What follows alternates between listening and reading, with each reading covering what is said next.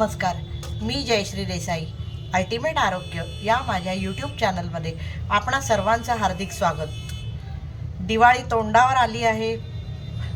दिवाळीची सगळीकडे उत्साह, आनंद भरभरून वाहतो आहे. कदाचित तुम्हालाही माझ्या आवाजात थोडा डिस्टर्बन्स जाणवेल, कारण खाली बाजारात प्रचंड गर्दी आहे.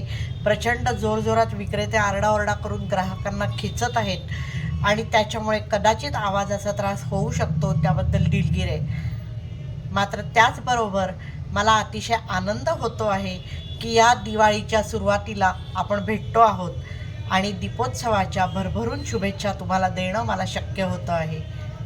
ही दिवाळी आपल्याला आनंदाची, उत्साहाची, भरभराटाची आणि सर्वात महत्त्वाचं म्हणजे उत्तम आरोग्याची जावो. उत्तम आरोग्याची पायाभरणी या दिवाळीत हो, अशी माझी सदिच्छा आहे, देवाकडे प्रार्थना आहे. आता आजच्या विषयाकडे वळूया. दिवाळी म्हटलं की एकीकडे जसा हा आनंद असतो, उत्साह असतो, तसंच या काळात ऋतुबदलामुळे असेल किंवा बाहेरच्या वाढत्या प्रदूषणामुळे असेल, सर्दी, खोकला, ताप आणि इतर अनेक प्रकारच्या साथी हे अगदी आम बात आहे. आत्ताही अनेकांना तो त्रास होत असेल. मलाही काल सर्दीचा अटॅक आल्यासारखा झाला होता, पण मी जो उपाय केला, जो इन्स्टंट रिलीफ देऊ शकतो, तोच उपाय मी आज तुम्हाला सांगणार आहे.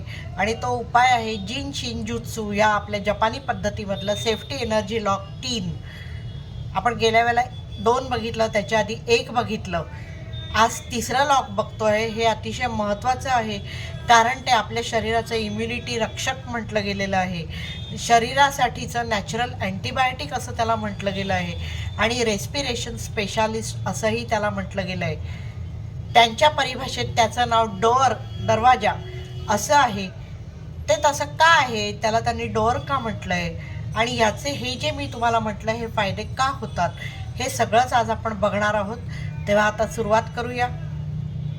मी असं म्हटलं की काल मला सर्दीचा खूप अटॅक आला होता.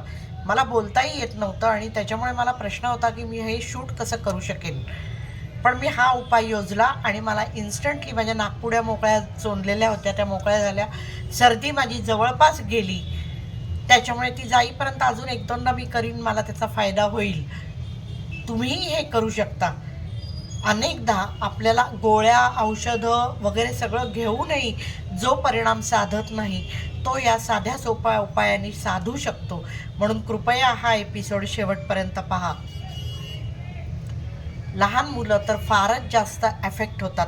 इन्स्टंटली त्यांना इन्फेक्शन्स कॅच करत असतात. त्यांचे हाल आपल्याला बघवत नाहीत. त्यांच्यासाठीही तुम्ही हा उपाय त्यांच्यावर करू शकता. जर ती तानी बाळं असतील तर, मोठी असतील जरा तर ती त्यांची करू शकतात. त्यामुळे हा उपाय कृपया शेवटपर्यंत पहा.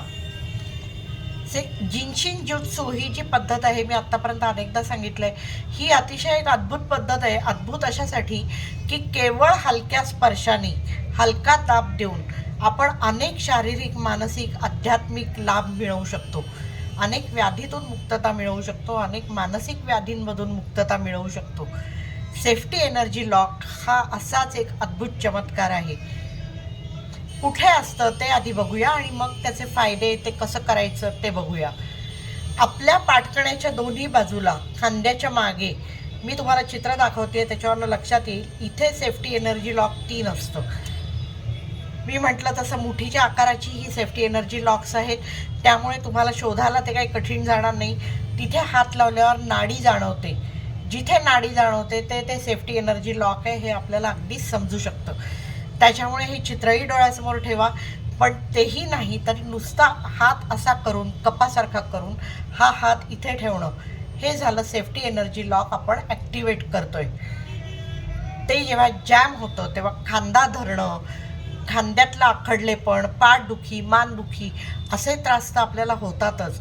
पण आपण इमॅजिन केलं नसेल, पण सर्दी, खोकला, घसादुखी, अनेक ब्रॉन्कायल आपले जे त्रास आहेत, अस्थमापर्यंतचे, हे सगळे त्याच्याशी रिलेटेड असू शकतात.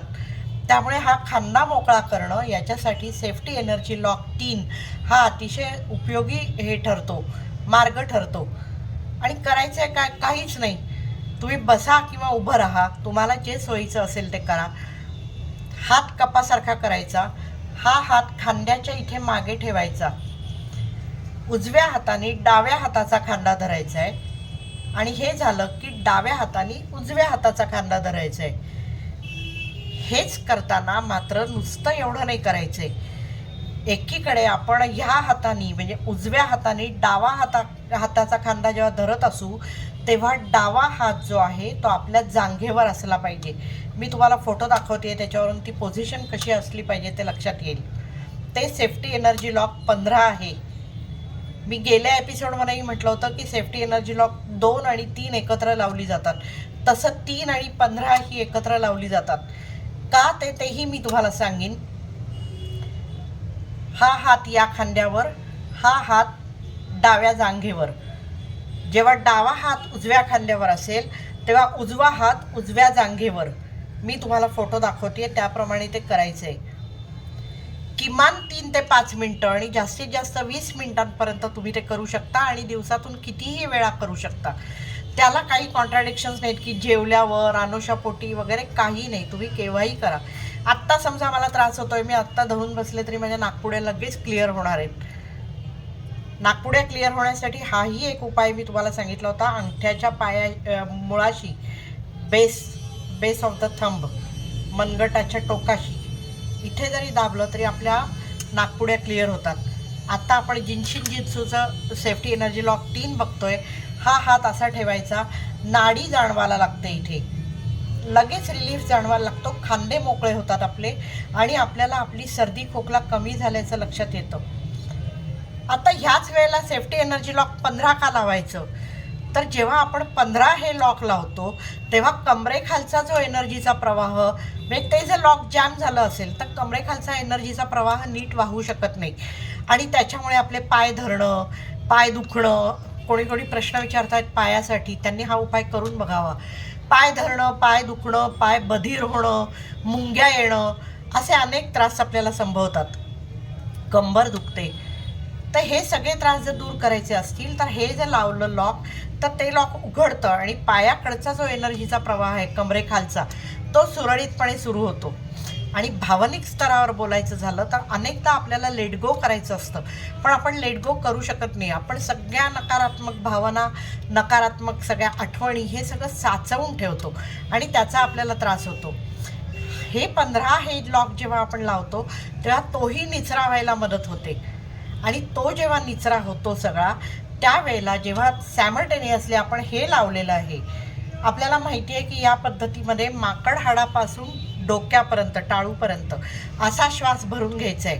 हे लॉक मागे आहे, त्याच्यामुळे जेव्हा तो निचरा होतो तेव्हा जो श्वास भरून घ्यायचा आहे, जी प्राणशक्ती भरून घ्यायची ती भरभरून घ्यायला मदत होते आणि मग आपल्याला उत्साह वाटतो, थकवा आपला दूर होतो. जो हे लॉक जॅम झालं तर आपल्याला होत असतो तो सगळा दूर होतो आणि म्हणून हे एका वेळेला दोन्ही लावायचे असतात.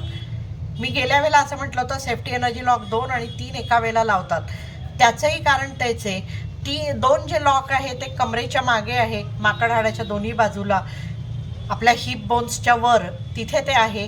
ते आपण हे असं धरतो, त्याच्यामुळे कमरेखालचा जो फ्लो आहे तो सगळा नीट होतो आणि मग जेव्हा आपण हे लावलेलं असतं 3, त्यावेळेला वरती येणारा जो एनर्जीचा फ्लो आहे तो नीट होतो आणि त्याच्यामुळे वरचं म्हणजे इनहेल आणि एक्झेल, येणारा प्रवाह, जाणारा प्रवाह, येणाऱ्या गोष्टी, जाणाऱ्या गोष्टी, या सगळ्यांचा बॅलन्स साधला जातो. म्हणून ही लॉक्स एकेका वेळेला लावली जातात. आता मी असं म्हटलं की हे खांद्याचं जे हे आहे, आपल्याला माहिती असेल, मी नंतरही घेणार आहे हा विषय, भावना कुठे कुठे जखडलेल्या असतात आणि काय काय त्रास देतात त्या.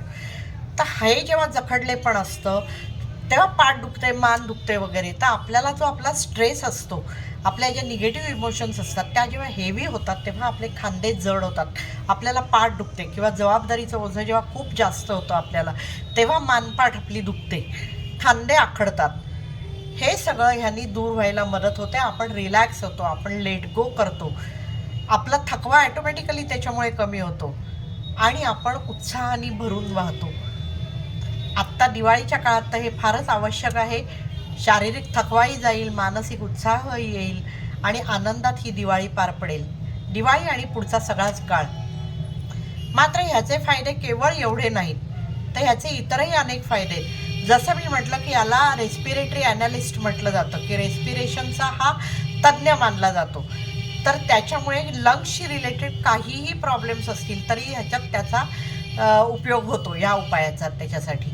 त्याच्यानंतर की हातापायाच्या बोटांना मुंग्या येणं, ते बधीर होणं, हा जर त्रास असेल तर तो दूर होतो. कार्पेल टनेल वगैरे हे सारखे असे जर काही हे असतील तर ते दूर व्हायला यांनी मदत होते. त्याच्यानंतर अनेकांना पक्षाघाताचे झटके येतात, त्याच्यानंतर सावरायला फार वेळ लागतो. त्यांनी जर हा उपाय केला तर ते लवकर त्यातनं रिकवर होऊ शकतात. तसंच सेरेब्रल पॅल्सी असेल किंवा पार्किन्सन सारखे मेंदूशी निगडीत काही जर विकार असतील, तोल सावरता येत नसेल, नीट चालता येत नसेल, तर त्याही केसमध्ये म्हणजेच बॉडीचं आणि मेंदूचं जर कोऑर्डिनेशन बरोबर नसेल तर आपल्याला हे जे त्रास होतात तेही दूर व्हायला याने मदत होते. कारण आपण असं धरतो तेव्हा एनर्जीचा जो सप्लाय आहे वरती जाणारा तो आपण नियमित करत असतो. त्यामुळे एनर्जीचा येणारा आणि जाणारा या दोन्हींचा जे संगम आहे तो इथे होतो, तो प्रवाह नियमित होतो, हार्मोनायझेशन होतं आपल्या शरीरामध्ये आणि आपल्याला स्वास्थ्य संपादन करता येतं. मी हे करून बघितलं आहे. माझ्या बोलण्यावरूनही तुमच्या लक्षात आलं असेल की सर्दीचे फार ट्रेस आता राहिलेले नाहीत, जे काल खूप जास्त होते. म्हणजे काल मला बोलताच येत नव्हतं अशी स्थिती होती आणि मी फक्त हा उपाय केला. आपण औषधं घेतो तेव्हा अनेक साईड इफेक्ट्स ओढवून घेत असतो, ते काहीच करायची गरज नाही. कारण हा काही न करता हलक्या नुसत्या दाबानी हा साधणारा परिणाम आहे. करून बघा, तुम्हालाही याचा नक्की फायदा होईल. पुन्हा एकदा दिवाळीच्या शुभेच्छा देते. आपली दिवाळी आणि येणारं नवीन वर्ष आनंदाचं, सुखसमृद्धीचं आणि उत्तम आरोग्याचं जावो अशी देवाकडे प्रार्थना करते आणि तूर्त इथेच थांबते. धन्यवाद.